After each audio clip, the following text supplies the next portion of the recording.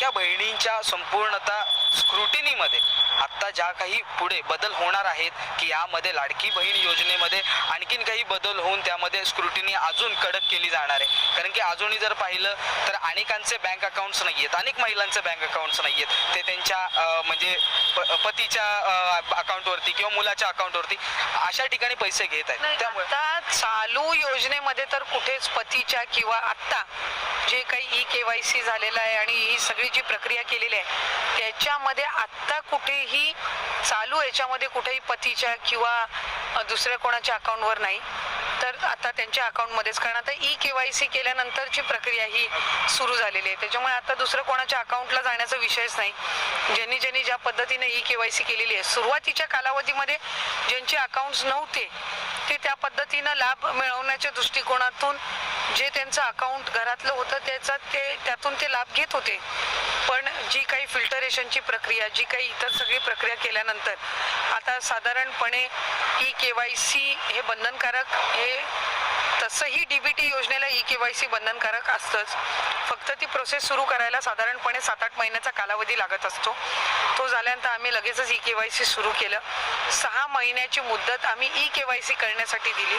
आत्ता 31 मार्च पर्यंत ज्यांनी KYC प्रक्रिया पूर्ण केलेली आहे पण त्यांनी त्यांच्या फॉर्ममध्ये KYC हे करत असताना काही शासकीय नोकरीमध्ये आहेत किंवा काही चुकीचे ऑप्शन ज्यांनी निवडलेले आहेत त्यांना 31 मार्च पर्यंत ती दुरुस्ती करण्याची मुभा ही आम्ही त्या ठिकाणी दिलेली आहे। आणि यशस्वीरित्या ही योजना राबवण्याच्या दृष्टिकोनातून ज्या वेळेला चांगल्या पद्धतीनं जे बदल करण्याची गरज लागेल ते निश्चितपणाने विभाग हे किंवा सरकार करत राहील। स्क्रुटिनी केल्यानंतर लाडक्या बहिणींचा जो राज्यभरातला आकडा आहे तो कमी झाला होता। आता एकंदरीत मला तुमच्याकडनं हे म्हणजे जाणून घ्यायचंय, लाडक्या बहिणींचा आकडा राज्यभरात वाढत राहणार आहे या संदर्भात म्हणजे तुमचं पुढचं धोरण काय असणार आहे? म्हणजे वाढावं हे हा आकडा की आता जितका योजनेचा लाभ घेत आहेत महिला भगिनी तेवढ्यानेच हा लाभ घ्यावा? अधिकाधिक पात्र महिलांना हा लाभ देण्याच्या दृष्टिकोनातून आम्ही काम करत आहोत। त्याच्यामध्ये तो आकडा वाढावा का त्याच्या नियम निकषामध्ये रजिस्ट्रेशनमध्ये काही बदल करावे हा फक्त एकटा विभागाचा निर्णय नाही। ही योजना ही राज्याची महत्त्वाकांक्षी योजना आहे। जे काही निर्णय झालेले आहेत ते मंत्रिमंडळाच्या बैठकीमध्ये राज्याचे मुख्यमंत्री, दोन्ही उपमुख्यमंत्री, मंत्रिमंडळ हे त्या ठिकाणी घेत असतं।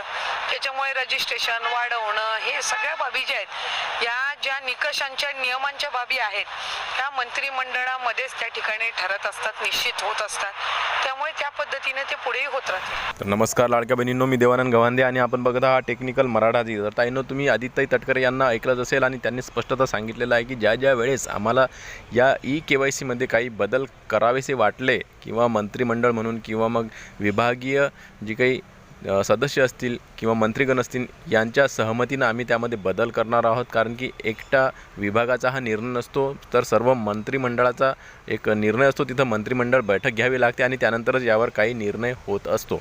तर आता बघा, या अगोदरच्या व्हिडिओतसुद्धा मी तुम्हाला सांगितलेलं आहे ताईनो की तुमच्यासाठी 14 किंवा 15 तारखेला हा जो निर्णय आहे, शासन निर्णय हा येणार आहे। म्हणजेच की शासन म्हणजेच की मंत्रिमंडळ जे बैठक आहे ते होणार आहे आणि तिथून त्यांचा निर्णय होणार आहे आणि 1-2 दिवसात तो आपल्या समोर येणार आहे। म्हणजेच की आज, उद्या किंवा परवा या 2-3 दिवसांमध्ये मंत्रिमंडळाची बैठक होणार आहे आणि त्यानंतरच आपल्या KYC बाबत ते निर्णय घेणार आहेत। तर तुम्ही ही बातमी बघू शकता, सोलापूर जिल्ह्याची आहे आणि इथं तुम्ही या बातमीमध्ये काय लिहिलेलं आहे तुम्ही बघू शकता। KYC न केलेल्या महिलांचे अर्ज, मुख्यमंत्री माझी लाडकी बहीण योजनेतील ज्या महिला लाभार्थींची KYC चुकलेली होती त्यांच्या दुरुस्तीसाठी 30 एप्रिलपर्यंत मुदत होती। आता ज्या लाभार्थी महिलांची KYC बाकी राहिलेली आहे त्यांनी आमच्या कार्यालयाकडे मुदत मिळावी अशा प्रकारची मागणी केल्याचे अर्ज केले आहेत।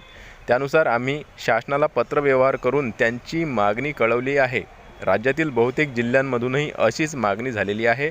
अविनाश मगर, जिल्हा महिला व बाल विकास अधिकारी सोलापूर यांच्याकडून जे काही अधिकारी आहेत, जिल्हा महिला अधिकारी अविनाश मगर साहेब जे सोलापूरचे आहेत, तर त्यांच्याकडून ही बातमी आलेली आहे आणि त्यांनी सांगितलेलं आहे की आमच्याकडे खूप सारे अर्ज येत आहेत लाडक्या बहिणींची, ज्यांची KYC झाली नाही त्या बहिणी आमच्याकडे अर्ज करत आहेत आणि आम्हाला पुन्हा मुदतवाढ देण्यात यावी अशा प्रकारचे अर्ज ते करत आहेत। आणि याबद्दलचा आम्ही पत्रव्यवहारसुद्धा शासनाकडे केलेला आहे आणि लवकरच या 2-3 दिवसांमध्ये यावर निर्णय होणार आहे. मंत्रिमंडळ बैठकमध्ये निर्णय होणार आणि आपल्याला सर्व काही समजणार आहे. या 2-3 दिवसांमध्ये सर्व चित्र जे आहे स्पष्ट होणार आहे. तर तुम्ही बघू शकता मुख्यमंत्री माझी लाडकी बहीण योजनेसाठी अर्ज केलेल्या सर्वच महिलांना सुरुवातीचे 5-6 महिने दरमहा लाभ देण्यात आला. पण जानेवारी-फेब्रुवारी 2025 पासून प्रत्येक लाभार्थी महिलेची निकषांनुसार पडताळणी सुरू झाली. सुरुवातीला सरकार नोकरदार महिला लाभार्थी वगळले. त्याचबरोबर त्यानंतर महिला व पुरुष एकाच कुटुंबातील 2पेक्षा जास्त महिलांची पडताळणी झाली. महिलांच्या नावाप्रमाणे नावे असलेल्या पुरुषांना वगळले. केंद्र व राज्य सरकारच्या वैयक्तिक लाभाच्या योजनांचा लाभ घेणारे 4चाकी वाहन असलेल्या महिला वगळल्या. आता कुटुंबाच्या आर्थिक उत्पन्न जे आहे ते 2.5 लाखापेक्षा जास्त असलेल्यांचा शोध सुरू आहे. त्याचबरोबर त्यासाठी त्यांची ई-केवायसी आता करण्यात येत आहे. पण सोलापूर जिल्ह्यातील सुमारे 1 लाख महिलांनी मुदतीत ई-केवायसीच केली नाही. त्यामुळे पात्र असतानाही त्यांचा लाभ बंद होण्याची भीती किंवा चिंता सतावू लागलेली आहे. त्यांनी जिल्ह्याच्या महिला व बाल विकास अधिकारी कार्यालयाला अर्ज करून एका संधीची मागणी देखील केली आहे. पण अजून त्यावर निर्णय झालेला नाही आहे. 15 किंवा 16 मे रोजी महिला व बाल कल्याण आयुक्त, उपायुक्त यांच्यासह अन्य अधिकाऱ्यांची बैठक होणार असून त्यात सकारात्मक निर्णयाची अपेक्षा आहे. सकारात्मक निर्णयाची अपेक्षा आहे. तर तुम्ही बघू शकता यामध्ये स्पष्ट सांगितलेलं आहे. सोलापूरचे जे आयुक्त आहेत महिला व बाल विकास विभागाचे, त्यांनी सांगितलेलं आहे की शासन निर्णय अजून आलेला नाही आहे किंवा मग आमच्याकडे जे काही अर्ज येत आहेत, तक्रार अर्ज येत आहेत लाडक्या बहिणींचे, कारण की सुमारे 1 लाख बहिणींची केवायसी एकट्या सोलापूर जिल्ह्यामधूनच झालेली नाही आहे. तर पूर्ण महाराष्ट्रामधून असं समजून घ्या तुम्ही 54 लाख महिला अजून बाकी आहेत ज्यांची की केवायसी झालीच नाही आहे. तर त्या सर्वांनीसुद्धा आपापल्या जिल्ह्यामध्ये जाऊन, जिल्ह्याच्या ठिकाणी जाऊन महिला व बाल विकास विभागामध्ये जाऊन अर्ज द्यायचा आहे. आणि आमची केवायसी झालीच नाही तर आम्हाला पुन्हा एक मुदत देण्यात यावी, संधी देण्यात यावी, अशा प्रकारचे अर्ज त्या ठिकाणी त्यांनी दाखल करायचे आहेत. म्हणजेच की सरकार यावर निर्णय घेऊन लवकरात लवकर आपल्याला नवीन जे केवायसी पोर्टल आहे ते सुरू करणार आहे. पण तुम्हाला त्यासाठी अर्ज दाखल करावे लागणार आहेत. तर अशा प्रकारे जे काही आयुक्त आहेत सोलापूर जिल्ह्याचे, त्यांनी सांगितलेलं आहे की 15 ते 16 तारखेला यावर काहीतरी मंत्रिमंडळ निर्णय आणि आपल्या अपेक्षेप्रमाणे होणार आहे, अशा प्रकारची त्यांची अपेक्षा आहे. आणि त्यांनी सांगितलेलं सुद्धा आहे. म्हणजेच की या 2 दिवसांमध्ये आता मंत्रिमंडळ बैठक होणार आहे आणि त्यामध्ये याबाबत निर्णय होणार आहे.